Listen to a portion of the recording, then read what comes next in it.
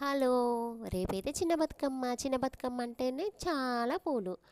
పూలు కావాలి అంటే ప్రతి ఒక్క పువ్వు కొనుక్కోవాలి. ఎందుకంటే మేము ఉండేది సిటీలో కాబట్టి. బట్ ఈసారైతే మేము షికారైతే చేశామండి.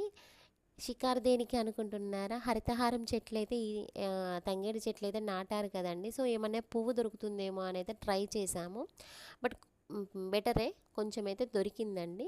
వాటితో పాటు కొన్ని ఫ్లవర్స్ కూడా దొరికావండి.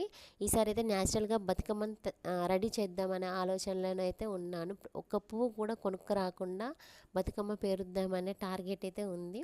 సో అలాగే అన్ని ఫ్లవర్స్ అయితే కలెక్ట్ చేశానండి. ఇదిగో చూడండి, ఇది అడవి తంగేడు. కొన్ని శంకు పూలు దొరికాయి.